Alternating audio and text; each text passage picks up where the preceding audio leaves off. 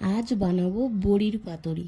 আপনারা যে কোনো ডালের বড়ি দিয়ে এই বড়ির পাতুরিটা সহজেই বানিয়ে ফেলতে পারেন। সুন্দর একটা রেসিপি। আপনারা পুরো ভিডিওটা দেখুন, ভালো লাগবে।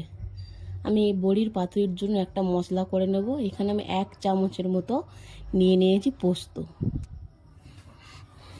হাফ চামচের মতো কালো সর্ষে আর হাফ চামচের মতো সাদা সর্ষে।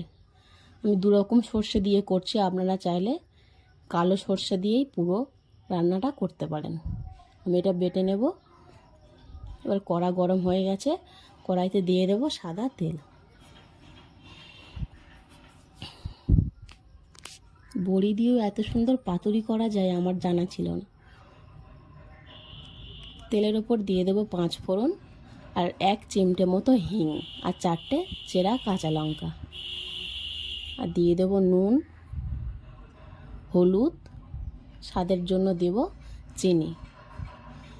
মশলা করে রেখেছিলাম, মশলাটা দিয়ে দিলাম আর মশলা ধোয়া জলটা দিয়ে দেব। আর বড়ি মাপিক জলটা দিতে হবে যাতে বড়িটা একটু সিদ্ধ হয়। দিয়ে আমি ঝোলটাকে একটু ফুটতে দেব। ঝোলটা ফুটে গেছে, এবার আমি বড়িগুলো দিয়ে দেব। দিয়ে আমি কিছুক্ষণের জন্য রান্না হতে দেবো, যতক্ষণ না বড়িটা সিদ্ধ হচ্ছে।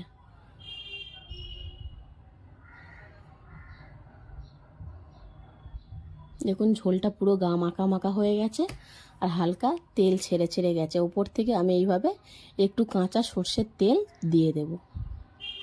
সুন্দর একটা রেসিপি, আপনারা এইভাবে তৈরি করে খান, আশা করছি ভালো লাগবে। আর এই রেসিপি আমার না, আমার ঠাকুমা আমাকে তৈরি করে খাইয়েছে, তাই আপনাদের সঙ্গে ভাবলাম শেয়ার করি।